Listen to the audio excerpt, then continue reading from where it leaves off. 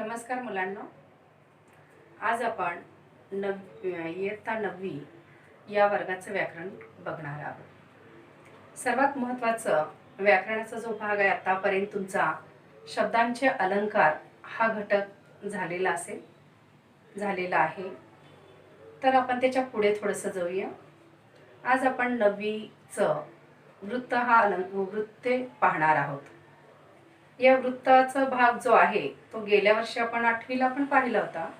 8वीला तुम्हाला लक्षात असेल वृत्त म्हणजे काय, त्याचे प्रकार किती, कोणते, असा भाग आपण बघितला आणि त्याच्यातला एक प्रकार आपण अभ्यासला, तो म्हणजे अक्षर गणवृत्त। अक्षर गणवृत्ताचे प्रकारही आपण पाहिलं, भुजंग प्रयाग, मालिनी, वसंत तिलका। आठवतं का बघा बरं? बरं, ठीक आहे, आठवलं ठीक आहे, नसेल तर आपण परत घेणारच आहोत। आपल्या 9वी साठी जे काही असेल तो व्याकरणाचा भाग घेणार आहोत आपण। वृत्त हे जे आहे कशाला म्हटलं जातं, वृत्ताचे नियम कोणते आहेत, गणांचे प्रकार कोणते, हाही घटक आपण पाहणार आहोत। सुरुवातीला मी तुम्हाला वृत्त म्हणजे काय हे सांगेन। बघा मुलांनो, वृत्त म्हणजे काय तर आपल्याला पाहायला मिळतं, लक्षात घ्या की पद्यात जी विशिष्ट शब्दरचना केली जाते तिला आपण वृत्त असं म्हणतो। लक्षात घ्या, शब्दरचनेला आपण जे करतो तिला आपण वृत्त किंवा छंद असं म्हटलं जातं। वृत्तांचे मुख्य प्रकार किती आहेत? 3 आहेत। पहिला आहे नंबर 1 अक्षर गणवृत्त, नंबर 2 मात्रा वृत्त आणि नंबर 3 छंद। असे मुख्य प्रकार किती आहेत? 3 आहेत। त्यापैकी आपल्याला ह्या वर्षी अक्षर गणवृत्त न घेता आपण ह्या वर्षी काय घेणार आहोत? मात्रावृत्त हा प्रकार घेणार आहोत। लक्षात आलं? म्हणजे आपण फक्त एक प्रकार शिकणार आहोत आणि तो म्हणजे कोणता? मात्रावृत्त। आता त्याच्याही अगोदर आपण बघूया, लक्षात घ्या की लगेच मात्रावृत्ताकडे आपण वळायचं का? लगेच नाही, तर त्याच्या अगोदर काही नियम आपण अभ्यासणार आहोत। कोणते नियम अभ्यासणार आहोत? तर पहिला नियम आहे, लक्षात घ्या की जे सहज वाचता येतं त्याला आपण गद्य असं म्हणतो। म्हणजे जर आपण या ठिकाणी आपल्याला मनात जसे विचार आहेत तसे सहज बोलून दाखवणे किंवा वाचता सहज येणे त्याला गद्य असं म्हटलं जातं। आणि तेच आपण सुरावर जर म्हटलं तर त्याला काय म्हटलं जातं? पद्य असं म्हटलं जातं। तुमच्या लक्षात आलं असेल गद्य आणि पद्य म्हणजे काय। गद्य म्हणजे पाठाला म्हणतो आपण आणि पद्य म्हणजे कशाला म्हणतो? कवितेला म्हणतो। त्याच्यानंतर जर बघितलं, लक्षात घ्या की आज आपण सगळ्यात महत्त्वाचं असं बघणार आहोत की इथं लघु आणि गुरु असे 2 अक्षरांचा समावेश पाहायला मिळतो आपल्याला। सुरुवातीला मी असं सांगेन की 8वीला आपण हा घटक पाहिलाय, तुमच्या लक्षात येतं का बघा बरं? हे बघा, लघु अक्षर हे अर्धचंद्राकृती प्रमाणे दाखवा। अशा पद्धतीने दाखवा, कळलं तुम्हाला? इथं चिन्ह दिलेले अर्धचंद्राकृतीने दाखवलं त्याला काय म्हणायचं? लघु म्हणायचे। आणि गुरु अक्षर कशाला म्हणायचे? जी आडवी रेष आहे त्याला गुरु अक्षर असं म्हटलं जातं। नियम लक्षात आला? त्याच्यानंतर जर बघितलं, लक्षात घ्या की एखादी कविता म्हणत असताना मध्येच आपण जेव्हा थांबतो त्याला यती असं म्हटलं जातं। त्याचबरोबर जर बघितलं, लक्षात घ्या की सगळ्यात महत्त्वाचं 3-3 अक्षराचा एक गट पाडला जातो। हे लक्षात येत असेल तुमच्या की एखादी कविता असेल, त्या कवितेच्या ओळी लिहिलेल्या असतील आणि त्याच्यामध्ये ते जे शब्द आहेत त्याचा आपण 3-3 अक्षर जे असतात त्याचे एक एक गट पाडल्यानंतर जे त्याला नाव दिलं जातं त्या नावाला काय म्हणायचं? गण असं म्हटलं जातं। म्हणून आपण आज गणांचे एकूण 8 प्रकार पाहणार आहोत। गणांचे किती प्रकार पाहणार आहोत आपण? एकूण 8 प्रकार पाहणार आहोत। हे लक्षात आलं तुमच्या? म्हणजे अशा प्रकारचे नियम आपल्याला पाहायला मिळतात आणि गणांचे कोणते 8 प्रकार आहेत ते सुरुवातीला आपण पाहणार आहोत आणि त्याच्यानंतर आपण मुख्य प्रकाराकडे, मात्रावृत्त प्रकाराकडे जाऊया आणि मात्रावृत्तातले प्रकार आपण परत पाहणार आहोत आणि 9वी साठी कोणते प्रकार, कसे प्रश्न विचारले जातात हे तुम्हाला समजावून सांगितलं जाईल। आता बघूया बरं की आपण आता काय बघणार आहोत? गणांचे प्रकार। एकूण किती म्हटलं मी तुम्हाला? 8 प्रकार आहेत। कोणते 8 आहेत बघूया? य, र, त, न, भ, ज, स, म गणांची नाव आहेत ही। ह्याला य ला यमाता म्हणायचे, र ला राधिका म्हणायचे, त ला ताराप म्हणायचे, न ला नमन असं म्हणायचे। त्याचबरोबर गुरु अक्षराकडे आपण वळणार आहोत। इथं सुद्धा काय म्हणणार? भ ज स म. बघा इथले 4 आणि हे 4 एकूण किती झाले? 8 प्रकार झाले. आता भ म्हणजे काय? भास्कर. ज म्हणजे काय? जनास. स म्हणजे काय? समरा. म म्हणजे काय? मानवा. हे नाव कळले तुम्हाला? ठीक आहे. तुम्हाला नावं नाही लक्षात आले तर एवढं तरी लक्षात येईल, यरतन भज सम. रात्री झोपताना आपल्याला म्हणायचं आहे. आईला सांगायचं घाबरू नकोस, मी काय करते, वृत्ताचे नियम गणांचे प्रकार वाचते किंवा मनात म्हणते. मध्येच मध्यरात्री सुद्धा म्हटलं तरी घाबरायचं नाही, म्हणायचंय तुम्हाला, आईला सांगून टाकायचं नाही आणि सतत म्हणत राहायचं, यरतन भज सम, यरतन भज सम. किती सोपं आहे बघा बरं. नियम पाठ करायची गरज आहे का? नाही, फक्त म्हणायचे. म्हणलं की आपल्या लक्षात येतं, यरतन भज सम, यरतन भज सम. म्हणजेच काय बघूया. य म्हणजे काय? र म्हणजे काय? त म्हणजे काय? न म्हणजे काय? नावं कळलेले. नावं नाही लक्षात आलं तर यरतन एवढं लक्षात ठेवा. सुरुवातीला आता आपण बघूया हे गणांचे प्रकार कसं लक्षात ठेवायचं. पहिला लघु अक्षर. लघु कशाला म्हणायचं आहे? अक्षर जर ऱ्हस्व असेल तर त्याला लघुचं चिन्ह करायचे आणि अक्षर दीर्घ असेल तर त्याला कशाचं चिन्ह करायचे? गुरुचं चिन्ह करायचे. नीट लक्षात घ्या. शब्द जर आपल्याला जेव्हा आपण 8वीला शिकलेले आठवतं का बघा? भुजंग प्रयात आठवतं का बघा? कारण त्या भुजंग प्रयामध्ये य य य हे गणांचे नाव आपण दिलं होतं. का दिलं होतं? सगळं कशा पद्धतीचं होतं तिथं? पहिलं अक्षर ऱ्हस्व होतं, 2 दीर्घ होते, म्हणून त्याला आपण यमाता असं नाव दिलं होतं. तशाच प्रकारे आता इथं लघु गण कसे ओळखायचे, गुरु गण कसे ओळखायचे मी आता तुम्हाला सांगेन, तुमच्या पटकन लक्षात येईल. बघा, पहिला अक्षर लघु असेल त्याला य म्हणावं. बघा किती सोपं आहे. दुसरं अक्षर लघु असेल तर त्याला काय म्हणावं? र म्हणावं. तिसरं अक्षर लघु असेल तर त्याला काय म्हणावं? त म्हणावं. सर्वच अक्षर जर लघु असेल तर त्याला न म्हणावं. किती सोपं आहे बघा बरं. पहिलं अक्षर, दुसरं अक्षर, तिसरं अक्षर आणि सर्वच अक्षर. कळलं तुम्हाला? पहिलं अक्षर लघु, चिन्ह आहे अर्धा चंद्राकृतीचं, त्याला आपण म्हणलेले लघु, आणि ह्याला काय म्हणलेले? गुरु गुरु म्हटलेले. आणि दुसरं ह्याला काय बघा, दुसरं मध्यभागी काय आहे? लघु, आणि इकडे इकडे कोण आहेत? गुरु आहेत, म्हणून ह्याला र म्हणलं. आणि हे दोन्ही गुरु आहेत आणि तिसरं लघु आहे, त्याला काय म्हटलं? न. आणि सगळेच लघु आहेत, त्याला काय म्हणायचं? न. य र त न. आता बघा, पहिलं लघु, दुसरं लघु, तिसरं लघु, सगळेच लघु. बघा, आद्य लघु, मध्य लघु, कळलं तुम्हाला हे?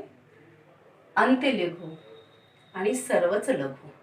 कळलं? असंही म्हणता येईल. म्हणजे कुठल्या प्रकाराने तुम्हाला तयार व्हायचंय ते बघा.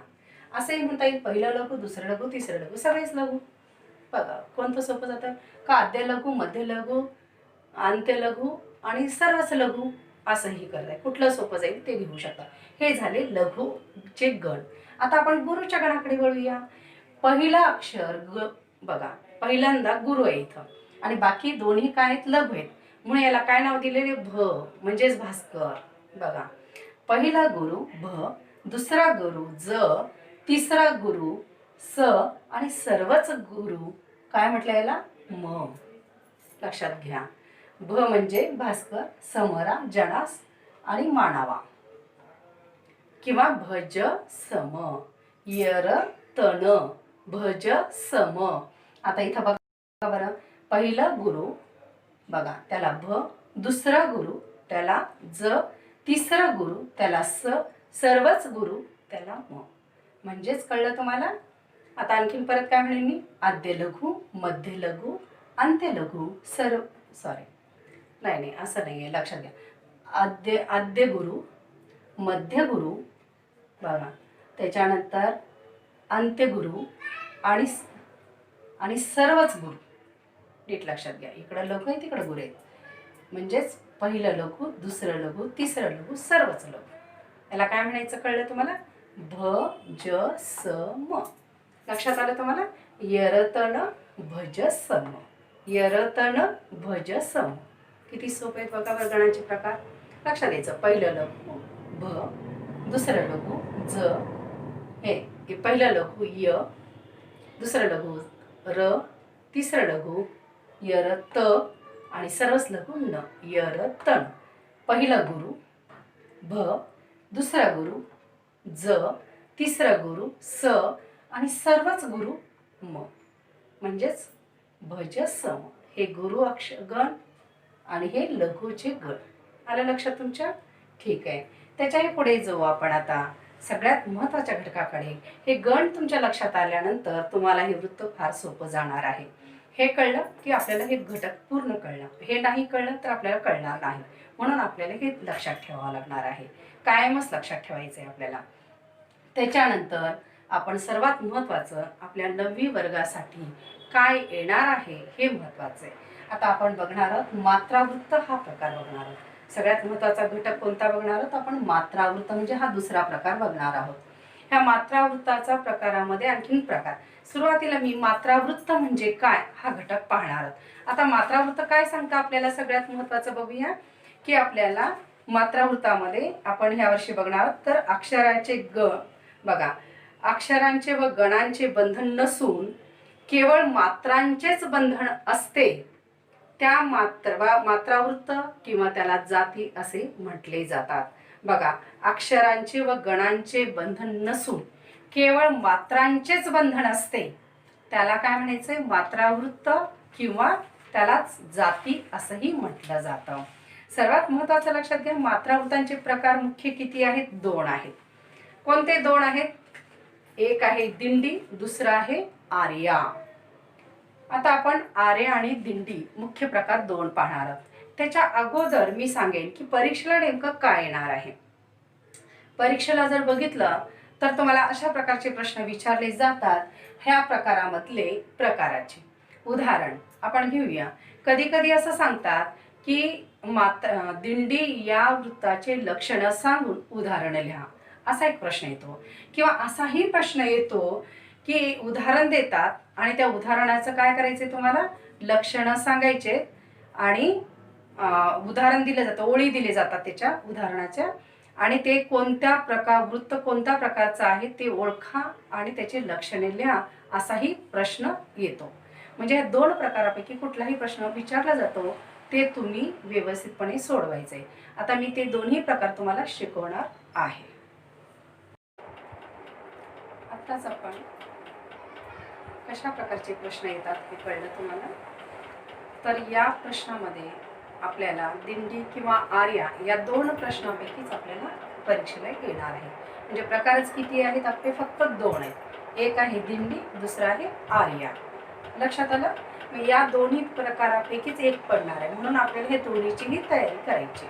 दोन्ही पण समजून घेणार आहात आणि कशा पद्धतीने करायचं हेही लक्षात घेणार आहात. सुरुवातीला आपण पहिला प्रकार बघूया.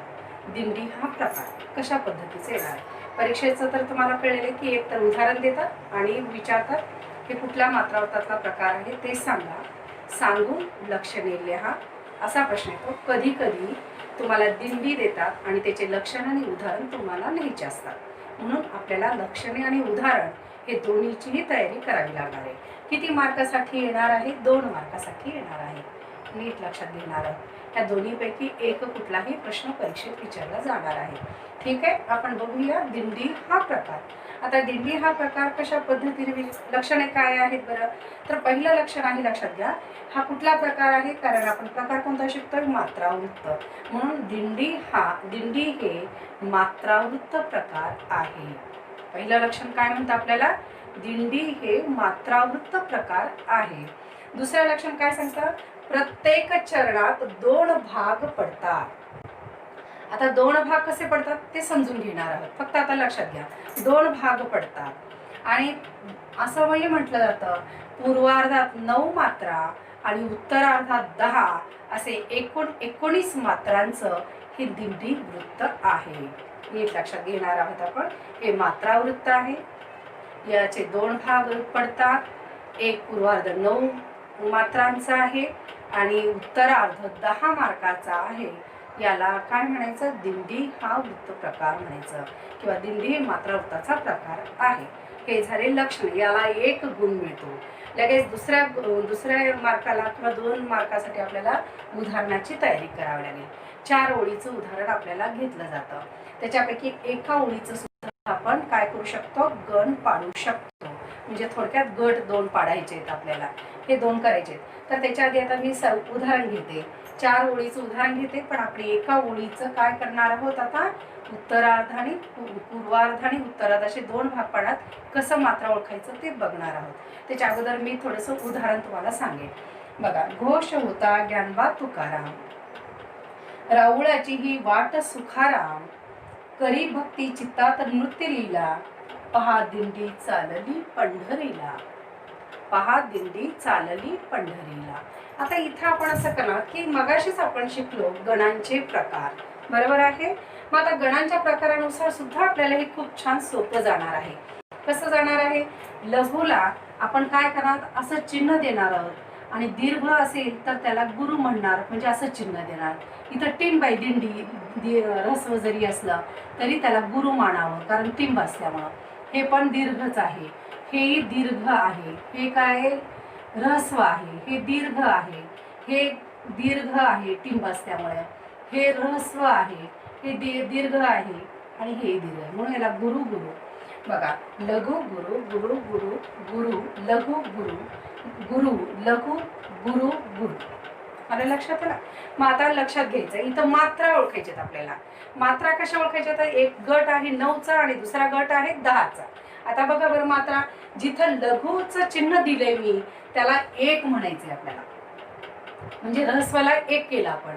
आणि दीर्घला काय करायचंय, 2 करायचंय, म्हणजेच गुरुला आपण 2 करणार आहोत. इथं 2 2 2, इथं 1, हे 2 2 1 2 2.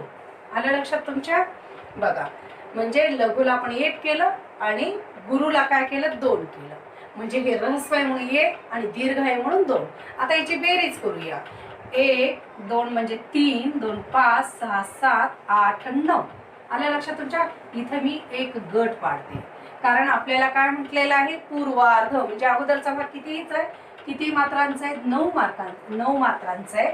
आता इकडे बघूया बरं, 1 2 3 2 5 6 7 8 9 10, हे 10 मात्रा, म्हणजेच 9 आणि 10 किती झाले, 19 मात्रा.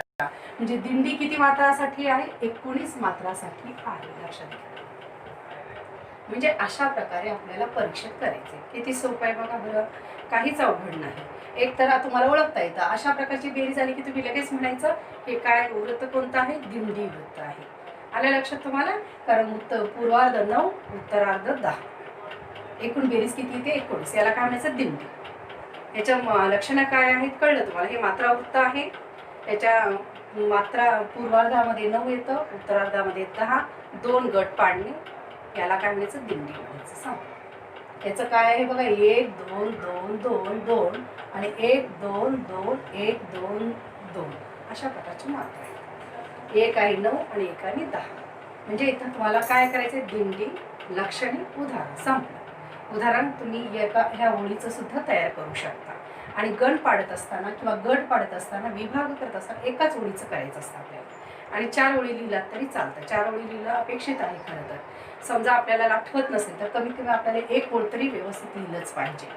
4 ओळी लिहिणं गरजेचे आहे. त्याच्यापैकी फक्त एका ओळीचं आपल्याला इथं करावं लागतं. सर्वच ओळीचं करण्याची आवश्यकता नाही. आलं लक्षात. याला काय म्हणायचं, दिंडी हे वृत्त. तशाच पद्धतीनं मात्रा वृत्तातला दुसरा प्रकार आपण पाहणार आहोत. कोणता, आर्या. आता आर्या काय म्हणतं बघूया बरं. आर्याची लक्षणं काय, इथं सुद्धा प्रश्न असाच येणार आहे आर्याचा सुद्धा, की खाली दिलेल्या आर्याची लक्षणे सांगून उदाहरण लिहा. बरोबर आहे. हा असा एक प्रश्न येतो. नाहीतर अशी एक ओळ येते, उदाहरण येतं कुठलंही, आणि ते उदाहरण तुम्हाला ओळखावं लागतं. ते सांगतात खाली दिलेले उदाहरण कोणत्या वृत्ताचा प्रकार आहे ते सांगा. तुम्हाला सांगता आलं पाहिजे. हे आर्या वृत्त आहे. कसं सांगता येईल मग, आपण लक्षणं पाहिल्यानंतर आपल्याला कळेल. आता बघा, लक्षणं काय म्हणतात आपल्याला.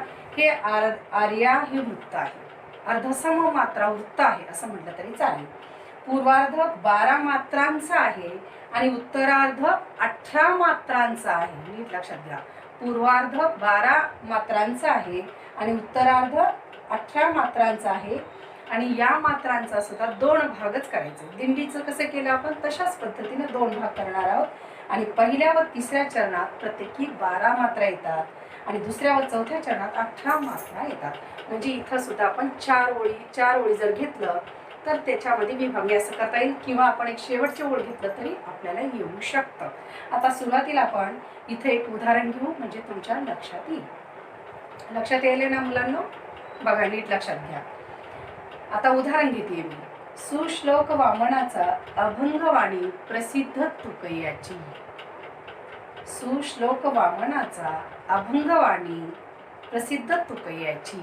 दुसऱ्या ओळीला एक उदाहरण मी घेते.